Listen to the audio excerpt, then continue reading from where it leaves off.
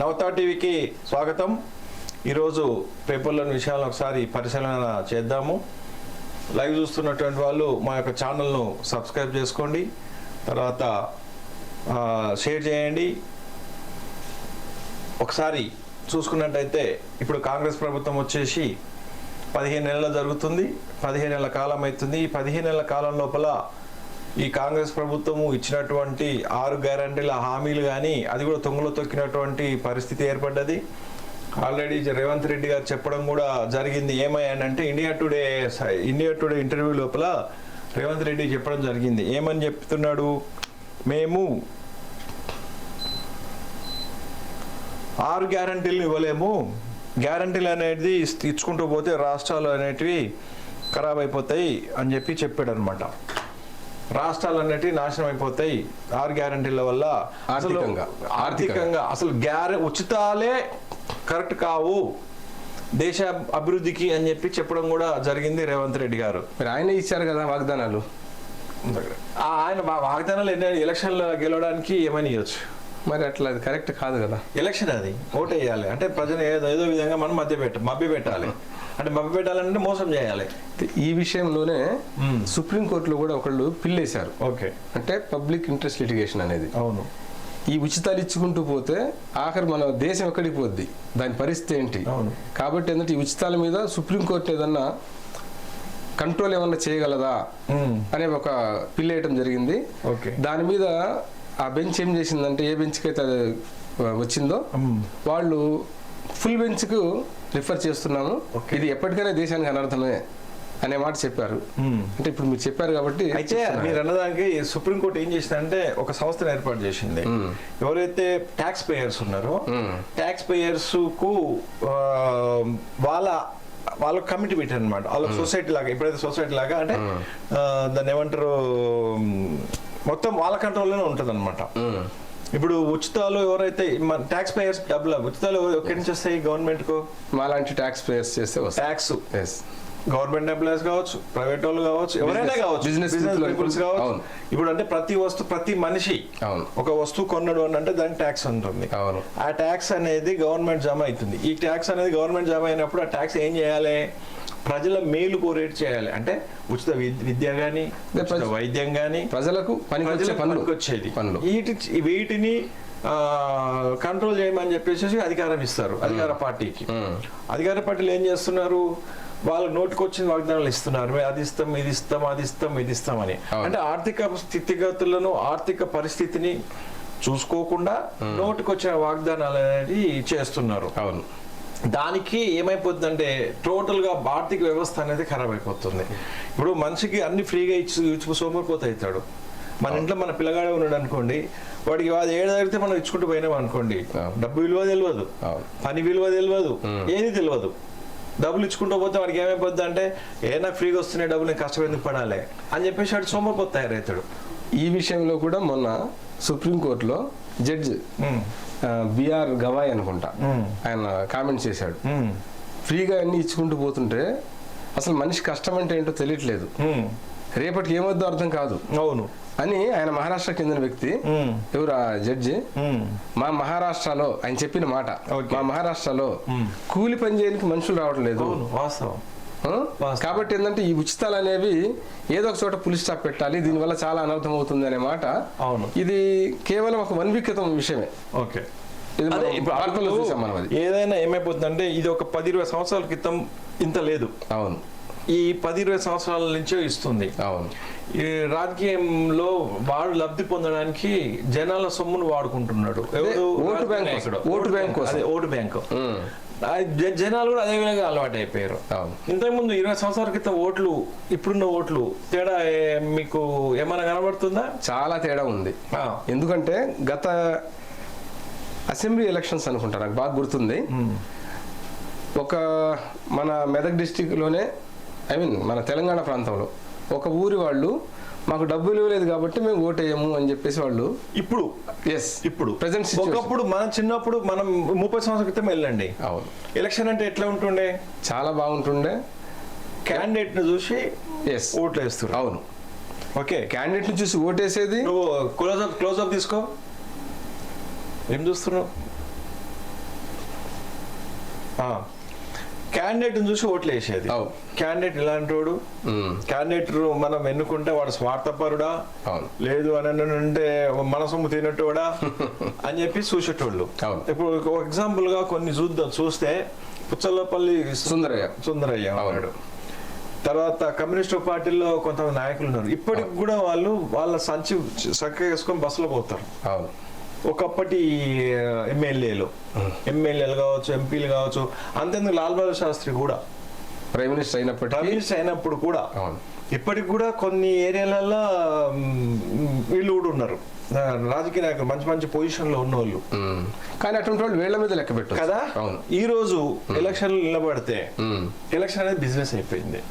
10 పెడితే 20 వస్తాయి. ఎందుకోసం ఎట్లా వస్తాయి? మొత్తం నాకేయచ్చు, ఆ కాంట్రాక్ట్ అని ఈ కాంట్రాక్ట్ అని ఆడికి తర్వాత ప్రజలు కూడా జవాబుదారీతనం అనేది కోల్పోయారు. అంటే మీరు ఎప్పుడైతే డబ్బు తీసుకుని ఓటేస్తున్నారో మీకు అడిగే హక్కు ఎక్కడుంది? అది ఇప్పుడైతే డబ్బు తీసుకుని ఓటు వేసినప్పుడు మనకి అడిగే హక్కు లేదు. రాజకీయం అనేది పూర్తిగా వ్యాపారం అయిపోయింది. ఒక మాటలో చెప్పుకోవాలి. ఇప్పుడు 100 కోట్లు పెడుతున్నా పోయి ఇప్పుడు ఎమ్మెల్యే గెలవాలి అని అంటే 100 కోట్లు అవుతాయి, 200 కోట్లు అవుతాయి. ఈ రోజు 200 కోట్లు పెడితే నేను 1000 కోట్లు సంపాదించుకోవచ్చు. మిత్తితో కావాలి. మిత్తి కూడా పక్కకు పెట్టు. రాజకీయం అనేది అంత హై లెవెల్ వెళ్ళిపోయింది. ఇప్పుడు దానికి ఉదాహరణ మన కేసీఆర్ సాబే చేసిండు. మన తెలంగాణ లోపల ఎక్కువ స్టార్ట్ చేసింది 10 సంవత్సరాల్లో. దేశంలోనే మొట్టమొదటిగా కరప్షన్ చేసినటువంటి నాయకుడు ఎవరైనా ఉన్నారా అని అంటే కేసీఆర్. ఎంత కరప్షన్ చేశాడంటే ఎక్కువ చేసిన వాళ్ళలో గవర్నమెంట్ ను మొత్తం అతలాకుతలం చేశాడు. జనాలకు ఫ్రీగా ఇచ్చుకుంటూ పోయాడు. దొరికిన కాలంలో అప్పు చేశాడు. మన తెలంగాణ ఏర్పాటు 16,000 కోట్ల రూపాయల మిగులు బడ్జెట్ ఉన్నటువంటి రాష్ట్రాన్ని దాదాపు 8 లక్షల కోట్ల రూపాయలు అప్పు చేశాడు. ఏం చేశాడా అంటే ఏం చేయలే. కాళేశ్వరం అని చెప్పేసి లక్షల కోట్లు కాళేశ్వరం మీద పడ్డాడు. తర్వాత మిషన్ భగీరథ అని చెప్పి దాని మీద పడ్డాడు. అని చేసింది ఏం లేదు. కమిషన్లు ఎక్కడ కమిషన్లు ఎక్కువ వస్తే అక్కడ దండుకున్నాడు. అదే రకంగా ఇప్పుడు రేవంత్ రెడ్డి చేస్తున్నాడు. మీరు చెప్తున్నారు కరెక్టే, కానీ మరి ఆయన ఏమంటున్నాడు ఒకసారి ఇక్కడ వినండి. ఏమంటున్నాడు కేసీఆర్ సాబ్? ఏమంటున్నాడు? ఇప్పటికిప్పుడు ఎన్నికలు జరిగితే బీఆర్ఎస్ దే ఘన విజయము. అది ఆయన ఇమాజినేషన్. ఎందుకు అంటే ఆయన దానికి చెప్తున్నాడు, కాంగ్రెస్ ఏడాది పాలనలో ప్రజల్లో అసంతృప్తి ఉంది, వాళ్ళు చెప్పింది ఒక్క మాట వాళ్ళు అమలు చేయలేదు. రాష్ట్రంలో ఇప్పుడు ఎన్నికలు వస్తే కారుకే ఓటు, హస్తం అడ్రస్ గల్లంతు, వచ్చేది 21 సీట్లే, 87 సెగ్మెంట్లలో బీఆర్ఎస్ గెలుపు ఖాయం, ప్రతిపక్ష పాత్రలో బీజేపీ పూర్తిగా విఫలమైంది. అయితే ప్రతిపక్ష పార్టీ బీజేపీ విఫలమైంది అని చెప్పి ఒప్పుకుందాం. ఎందుకంటే బీజేపీ లోపల కూడా అంతర్గత కుమ్ములాటలు ఉన్నాయి. నేను లీడర్షిప్. కానీ ప్రతిపక్షం అసలు వీళ్ళు కదా, కానీ బీఆర్ఎస్ కదా మాట్లాడడం తప్పు. ఎందుకనంటే ఇప్పుడు 39 సీట్లు ఉన్నాయి. 38 సీట్లు వాళ్ళకు ఉన్నాయి. 38 సీట్లు ఉన్నాయి. 8 సీట్లు ఉన్నాయి. మరి వాళ్ళు ప్రతిపక్షానికి ఎట్లయితే ప్రతిపక్ష నాయకుడు ఎవరు? కేసీఆర్. కేసీఆర్ ప్రతిపక్ష హోదాలో జీతం ఎవరు తీసుకుంటున్నారు? కేసీఆర్ జీతం తీసుకుంటారు. ఎవరు సొమ్ము? అది ప్రజల సొమ్ము. ఆయన ఇంట్లో కూర్చొని మాట్లాడుతున్నాడు. మరి అసెంబ్లీకి రాకుండా ఇంట్లో కూర్చోవచ్చా? అది అంతా ఎట్లుందని అంటే దొంగని దొంగ అంటున్నట్టుగా ఉంది. మరి ఆయన బీజేపీని అంటున్నాడు, ఇది ఎట్లా? ప్రతిపక్షం ఎవరు? ఆయన కాదా? ఆయన ప్రతిపక్షం. మరి ఆయన అంత సీనియర్ మనిషి అట్లా చెప్తున్నాడు. అది ఆయన నోటికి అదుపు లేదు. ఆయన ఏంటంటే జాతి పిత అనుకుంటాడు ఆయన. నేను తెలంగాణ జాతి అనుకుంటాడు ఆయన. ఓకే, అది ఎవరు అనాలి? మనం అనాలి, అంటే ప్రజలు అనాలి. కానీ ఆయన జాతి పిత్త. జాతి పిత్త నత్తలాగా పిత్త ఆయన. ఏ గొప్ప పేరు చెప్పుకుంటాడు తప్ప ఆయన చేసింది ఏం లేదు. కాకపోతే ఆయన చేసిన అభివృద్ధి అనేది ఉండొచ్చు. ఇక్కడ ఉన్నది ఉమ్మడి రాష్ట్రంలో ఉన్నటువంటి ప్రాబ్లమ్స్ ను కొన్ని తెలంగాణ వచ్చిన తర్వాత కొన్ని చేసి ఉండొచ్చు. ఆయన ఏంటంటే ఆయన స్వార్థంగా చేశాడు. అంత స్వార్థం అందులో కూడా అంత ఆయన స్వార్థం ఉంది. అంత స్వార్థం. వాళ్ళ 5 మంది తప్ప ఎవరు రాజకీయం లేదు. వాళ్ళ కుటుంబంలో మెంబర్స్ తప్ప 5 మంది. ఎవరు? కేసీఆర్, కేటీఆర్, సంతోష్ రావు, హరీష్ రావు, కవిత. అంతే. వీళ్ళు 5 మందే దేశాన్ని పాలించినటువంటి రాష్ట్రాన్ని పాలించినటువంటి జనాలు. కాబట్టి అక్కడ దెబ్బతిన్నారు. ఓకే కాంగ్రెస్ ఇప్పుడు ప్రతి ఒక్కరికి అధికారం ఎంబడెంబడే ఇస్తే ఎతికెక్తాయి కాబట్టి వాళ్ళు ప్రత్యామ్నాయంగా ప్రజలు ఎన్నుకున్నారు, కాంగ్రెస్ ఎన్నుకున్నారు. గత్యంతరం లేక, ఓకే, వేరే లేక, ఆల్టర్నేట్ లేక ఎన్నుకున్నారు. సరే, అది వీళ్ళు ఏదో రేవంత్ రెడ్డి ఏదో మంచి చేస్తా అని చెప్పేసి అనుకున్నాడు. ఆయన రియల్ ఎస్టేట్ చిన్న స్థాయి నుంచి వచ్చాడు, ఆర్థిక పరిస్థితులు తెలుస్తాయి ప్రజలకి అని చెప్పేసి అనుకున్నాడు. కానీ సామాన్య మానవుడు కష్ట నష్టాలు తెలుస్తాయి అనుకున్నారు. కానీ ఇక్కడ అది ఏం జరుగుతుందో తెలియదు. కాంగ్రెస్ అంటేనే అది ఇంకా అల్లకల్లోల ఫ్యాక్టరీ. కొంచెం చూస్తుంటే గందరగోళం అయితే కనిపిస్తుంది. అది కాంగ్రెస్ అంటే గందరగోళం, ఎవ్వరికి ఎవడినాడు. ప్రతి ఒక్కడు నాకు నేను సీఎం క్యాండిడేట్, ప్రతి ఒక్కడు నాకు నేనే, అంతే, నేనే. ఈ దీని లోపల ఓకే, ఆయన రేవంత్ రెడ్డి గారి యొక్క ఐడియాలజీ బాగుండొచ్చు, కానీ ఆయన చేయనీయట్లేదు. ఓకే, అది మనం ఒప్పుకోవాలి. అదే ప్రకారం ఏమైపోయిందంటే ఆయన ఎన్నో దీనికి అనుగుణంగానే మనం ఏం చెప్పాడు, ఇండియా టుడే ఢిల్లీ పోయినప్పుడు ఇండియా టుడే మీటింగ్ పెట్టాడు, ఇంటర్వ్యూలు పెడితే ఇంటర్వ్యూ లోపల ఆయన చెప్పాడు డైరెక్ట్ గా. ఏమని చెప్పాడు, ఈ ఉచితాలు మేము ఇచ్చినందుకు తప్పైంది మాది, ఉచితాలు ఇవ్వకపోవడం బాగుంటుండే, ఇచ్చి మేము చాలా ప్రాబ్లమ్స్ వచ్చినాం, మాకు వచ్చి అభివృద్ధి చేయాలని అంటే ఎక్కడ కూడా మాకు ఇచ్చిన హామీలు నెరవేర్చలేకపోతున్నాము, డబ్బులు లేవు, కేసీఆర్ మొత్తం అప్పులకుప్ప చేసిపోయిండు, మేము చేయనికి వస్తలేదు అని చెప్పి ఒప్పుకున్నాడు ఆయన. మరి ఒప్పుకుంటే కాదు కదా, ప్రజలు ఊరుకోరు కదా. ఇక అది ఏం చేయనికి రాదు. రాజ్యంలో ఉన్న మస్తు మాట్లాడతాం భయ అని చెప్పొచ్చు. నెక్స్ట్ ఇంకా 5 సంవత్సరాల తర్వాత కదా వాళ్ళ ఎలక్షన్ వచ్చేది. అప్పటి వరకు ఏదో ఏమంటారు దాన్ని, కప్పదాటుడు అంటాం కదా, ఏదో ఇక వచ్చినాం అధికారం ఇచ్చిరు పోయి ఏం చేయమంటూ కేసీఆర్ సార్ అట్లా చేసిండు అని చెప్పేసి పక్కన మీద రుద్దుతున్నాడు. అదే ప్రకారంగా మా రాష్ట్రంలో ఒరిజినల్ గా రాష్ట్రం లోపల అల్లకల్లోలం అయితే జరుగుతుంది. అయితే ఇప్పుడు అనుభవజ్ఞులు ఏమంటున్నారంటే ఏడాదిలో అల్లకల్లోలం అనేది ఏదైతే వాడుతుందో ఇది ప్రముఖంగా వచ్చింది. అవును, ఏమంటున్నారు, బట్టల దుకాణం నుంచి బంగారం షాప్ దాకా అంతటా అస్తవ్యస్తం, ఎక్కడా బిజినెస్ లేదు. బట్టల షాప్ చూస్తే ఖాళీ కనిపిస్తుంది, బంగారం షాప్ చూసినా ఖాళీ కనిపిస్తుంది. ఇచ్చిన వాళ్ళకు మస్తు ఇప్పుడు 15 నెలలు అయింది కాబట్టి మీకు ఇచ్చిన గడువు చాలు అని కేసీఆర్ సాబ్ ఏమంటున్నా అంటే ఇప్పుడు సర్కార్ను మనం చీల్చి చెండాడదాం, ఇక వాళ్ళకి కొంచెం టైం హనీమూన్ పీరియడ్ అయిపోయింది, ఇక మనం చీల్చి చెండాలి, ఎందుకంటే మనం మస్తు చేసినాం, మనం చేసిన దాంతో పోల్చుకుంటే వీళ్ళు చేసింది ఏమీ లేదు అనే మాట ఆయన చెప్తూ ఏమంటున్నారు, ప్రజా వ్యతిరేక విధానాలపై ప్రభుత్వాన్ని నిలదీయాలి, ప్రజలు ఎదుర్కొంటున్న సమస్యలపై రాజీ లేని పోరు చేయాలి, అలాగే రాష్ట్రంలో రైతాంగ సమస్యలపై రణభేరి మోగిద్దాం, బీసీ రిజర్వేషన్లు ఎస్సీ వర్గీకరణ బిల్లుకు మద్దతు ఇద్దాం, ఉద్యోగుల సమస్యలపై ఉభయ సభల్లో గళమెత్తాలి. నీకు ఇది అర్థం కాని ఏంటంటే ఉద్యోగుల సమస్యలపై ఉభయ సభలో గళమెత్తాలని నేను అన్నాడు. ఆయన గవర్నమెంట్ లో ఉన్నప్పుడు ఆయన ఏం చేసిండు కాదు, కనీసం పిఆర్సీ చేయమంటే ఏది యూనియన్ లీడర్స్ ఉంటారు కదా వాళ్ళ ఆయన ఛాంబర్ ముంగట్టి కూడా రానియాలి. అవును, ఛాంబర్ ముంగటికి రానిలే. ఎవరో ఆర్టీసీలో ఎవరో ఒక ఆయన పాపం లీడర్ ఏదో కొంచెం ఆయన సస్పెండ్ చేసి కూర్చోబెట్టిండు. ఆయన ఇంటికి తీసుకొని వచ్చేసేసి ఇంత బో పెట్టే వరకు ఆయన సల్లగా అయిపోయిండు ఒక ఆయన.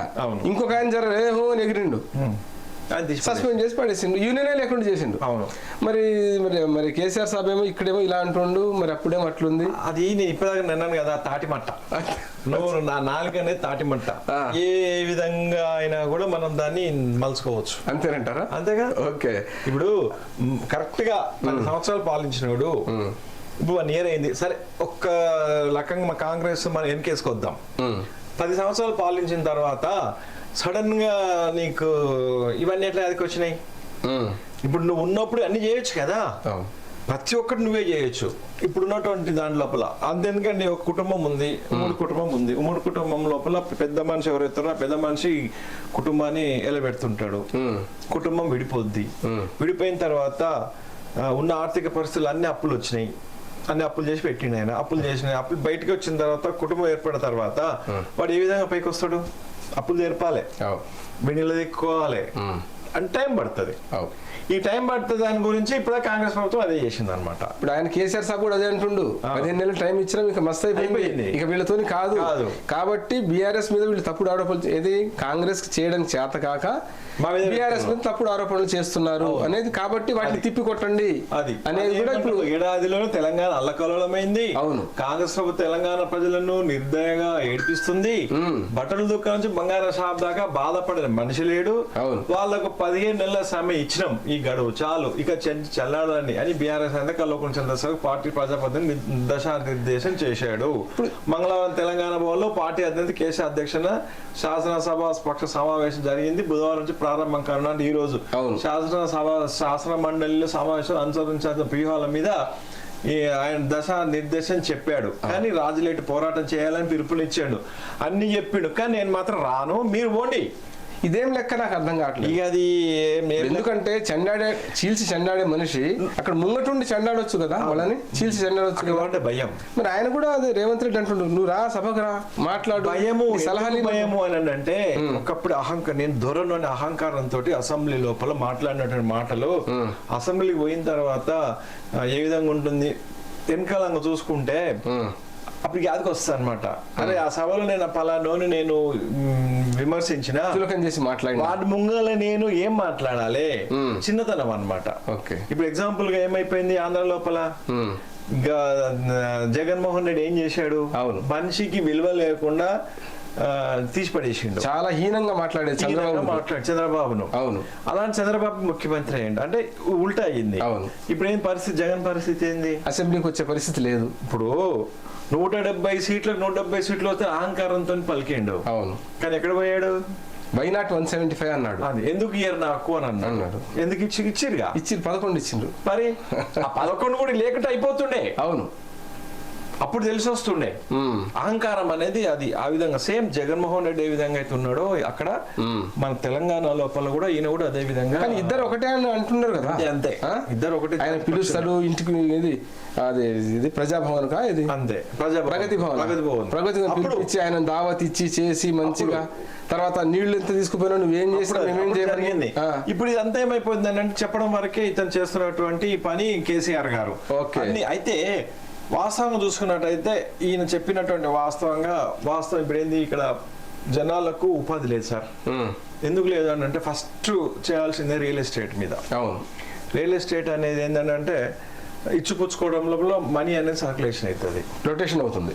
ఆ మనీ సర్క్యులేషన్ అయితే దాని లోపలనే అందరికి అభివృద్ధి అనేది వస్తుంది. ఇప్పుడు ఇక్కడ రియల్ ఎస్టేట్ అనేది పడిపోయింది. రియల్ ఎస్టేట్ అనేది గత ఎలక్షన్ కంటే ముందు 6 నెలల ముందు స్టార్ట్ అయ్యింది. ఇది పతనం కావడం అంటే 6 నెలల ముందు ఏం చేసే ఎలక్షన్లు కాబట్టి కొంచెం స్తబ్దత ఉంది. ఎలక్షన్ వచ్చిన తర్వాత ప్రభుత్వం యొక్క పాలసీలను బట్టి మనము మార్కెట్లకు వెళ్దామనే ఆలోచనతో ఉండే. ఎవరు రియాల్టర్స్, ఎవరైతే బిల్డర్స్ ఉన్నారో, కొనే వాళ్ళు ఉన్నారో, అమ్మే వాళ్ళు ఉన్నారో, ఇలాంటి వాళ్ళంతా. ఇప్పుడు ఏమైపోయిందంటే అది వచ్చిన తర్వాత కొన్ని నిర్ణయాలు ప్లస్ తీసుకుంటాం అనుకున్నాము, అంటే ప్రభుత్వ నిర్ణయాలు. ఇప్పుడు పర్మిషన్ల దగ్గర ఆయన అయితే ఏంది, కాంగ్రెస్ ప్రభుత్వంలో ఏం చేశారు అని బీఆర్ఎస్ లో ఏం చేసి ఎల్ఆర్ఎస్ పెట్టారు 2020 లోపల. ఎల్ఆర్ఎస్ పెట్టిన తర్వాత ఈయన ఎల్ఆర్ఎస్ ఒకటి, బీఆర్ఎస్ ఒకటి. అంటే ఎల్ఆర్ఎస్ మీన్ ల్యాండ్ల గురించి, బీఆర్ఎస్ అంటేనేమో బిల్డింగ్స్ గురించి, అంటే అనాధికారికంగా కట్టుకున్నటువంటి వాటికి బిల్డింగ్ రెగ్యులేషన్ స్కీమ్ బీఆర్ఎస్ అంటే, ఇదేమో ల్యాండ్ రెగ్యులేషన్ స్కీమ్ పెట్టారు. అప్పుడు ఏం చేశారు అని అంటే కొన్ని కోట్లకు వెళ్ళడం అంటే జరిగినాయి. ఇప్పుడు రేవంత్ రెడ్డి ఏమన్నాడు, కాంగ్రెస్ ప్రభుత్వంలో ఉన్నప్పుడు మేము ఎల్ఆర్ఎస్ మొత్తానికి ఎత్తేస్తాము, ప్రజలకు మెయిల్ చేస్తాము, పర్మిషన్లు ఈజీగా వచ్చేటట్టు చేస్తాము అని చెప్పేసి చెప్పాడు. ఇతను వచ్చిన తర్వాత రంగంలోకి వచ్చి తెచ్చిన తర్వాత రిలేషన్ పుంజుకుంటుందేమో అనుకున్నారు. ఈయన పాలసీలు ఏమైనా తీసుకొని వస్తాడేమో అని. కానీ ఆయన పాలసీలు తీసుకురావడం కాదు కదా, ఉన్న పాలసీలు తుంగలో తొక్కేసి హైడ్రా తీసుకురావడము, స్ట్రిక్ట్ రూల్స్ పాటించడము. ఇప్పుడు సరే అది ఫ్యూచర్ పనికొస్తుందేమో, కానీ ఇప్పుడైతే మనకు స్తబ్దత అయిపోయింది. ఇప్పుడు టోటల్ గా ఇప్పుడు ఇసుక కూడా, ఇసుక ఒక సామాన్యుడు ఇసుక కట్టుకోవాలి, బిల్డింగ్ కట్టాలని అంటే ఇప్పుడు ఎలక్షన్ల కంటే ముందు ఉన్న పరిస్థితి ఏమున్నది అని అంటే 1500-1600 టన్ను ఇచ్చాడు. ఈ రోజు దాని మొత్తం గవర్నమెంట్ హ్యాండ్ ఓవర్ చేసుకున్నాడు. గవర్నమెంట్ హ్యాండ్ ఓవర్ చేసుకొని 2200 2500 వరకు అమ్ముతున్నారు ఈ రోజు రేటు. గవర్నమెంట్ ఇంకా తక్కువగా అమ్మాలి, అవును, కానీ ఎక్కువ అమ్ముతున్నారు. అంటే ఇది కూడా అంత కమిషన్లే, అన్ని కమిషన్. అంటే ప్రభుత్వానికి డబ్బులు లేవు కాబట్టి ఆదాయం కోసం అమ్ముతున్నారు. కానీ ఆదాయం అనేది ప్రభుత్వ రీచ్లు డైరెక్ట్ ప్రభుత్వ ఖజానా పోతాయంటే ప్రభుత్వ ఖజానా పోవు. దాంట్లో ఎవడో ఒక మీడియేటర్ ఉంటాడు, వాడు రీచ్ ఉంటుంది, ఒక ఏరియా ఉంటుంది, ఆ ఏరియాని గుర్తుపడతాడు. నేను ఈ సంవత్సరానికి ఇన్ని కోట్లు ఇస్తా గవర్నమెంట్ నేను వాడేసుకుంటా, కాంట్రాక్ట్ అంతే. ఈ విధంగా గవర్నమెంట్ పాలసీలు తీసుకొని వచ్చారు. ఎటు చూసినా రిజిస్ట్రేషన్ శాఖల దగ్గర కూడా ఇప్పుడు పాత ఉన్నాయన్ని ఎల్ఆర్ఎస్ అనుకోండి, బీఆర్ఎస్ అన్ని ప్రాబ్లమ్స్ వచ్చేసి రియల్ ఎస్టేట్ పతనం అయిపోయింది. వాస్తవంగా రియల్ ఎస్టేట్ కొనేటోడు లేడు, అమ్మేటోడు లేడు, అమ్ముతున్నా కొనేటోడు లేడు, డబుల్ రొటేషన్ లేదు. ఒక్క విషయం చెప్పండి మీ ఎక్స్పీరియన్స్, ఎందుకంటే మీరు కూడా కొంత రియల్ ఎస్టేట్ లో ఉన్నారు, తర్వాత మీరు బయట చూస్తున్నారు, మీరు స్వతహా కూడా అనుభవం ఉంది కదా. అసలు స్పష్టంగా ల్యాప్సెస్ ఏంటి, ఏం చేస్తే ఇది కొంచెం పికప్ అవడానికి అవకాశం ఉంది? పికప్ అని అంటే గవర్నమెంట్ పాలసీల ప్రకారంగా కొన్ని స్కీమ్స్ అనేది పెట్టాలి గవర్నమెంట్ అనేది. ఎట్లా ఏ విధంగా అంటే ఇప్పుడు మెయిన్ గా అయిపోయిందంటే లావాదేవీలు నడవాలి, అంటే భూమి అమ్మకము కొనడం అనేది ట్రాన్సాక్షన్స్ కావాలి. ఈ ఎల్ఆర్ఎస్ కాడికి వచ్చే వరకు ఏం చేసినట్టు ఎల్ఆర్ఎస్ దగ్గర కూడా దాని రిస్ట్రిక్షన్స్ పెట్టిండు. ఇప్పుడు 3-4 అనుమతులు తీసుకురావాలా. అనుమతి వచ్చేసేసి ఇది మన నాలా పర్మిషన్లు అని, దాని తర్వాత చెరువుకు దగ్గర ఉందా దూరం ఉందా అని, ఇవన్నీ కొన్ని లిటిగేషన్ పెట్టాడు. బఫర్ జోన్లు అని, ఇవన్నీ లిటిగేషన్ వల్ల ఏమైంది FTL అంటే ఫుల్ ట్యాంక్ లెవెల్ అని చెప్పి ఇవన్నిటి సర్టిఫికెట్లు కావాలంట ఎల్ఆర్ఎస్. ఇప్పుడు ప్రతి ఒక్కటి ఇప్పుడు కొన్ని చూడనట్టు వెళ్ళాలి. ఈ రియల్ ఎస్టేట్ అంటే ఏంది అంటే లావాదేవీలు జరగాలంటే చూడనట్టు వెళ్ళాలి. అంటే వ్యాపారం అంటేనే అంతే. వ్యాపారం అంటే బీఆర్ఎస్ ప్రభుత్వం అదే విధంగా చేసింది, స్ట్రిక్ట్ చేసింది, కానీ చూడనట్టు వదిలిపెట్టేసింది. కొన్ని వెసులుబాట్లు ఇచ్చింది, ఇక్కడ వెసులుబాట్లు ఇయ్యలే. చాలా స్ట్రైట్ గా చేసే వరకు పతనం అయిపోయింది. పర్మిషన్లు కూడా సరిగ్గా ఇవ్వట్లేదు, పెద్ద బిల్డర్లకు ప్రాబ్లం ఇస్తుంది, ఇవన్నీ రకాలైన ప్రాబ్లమ్స్ వస్తున్నాయి.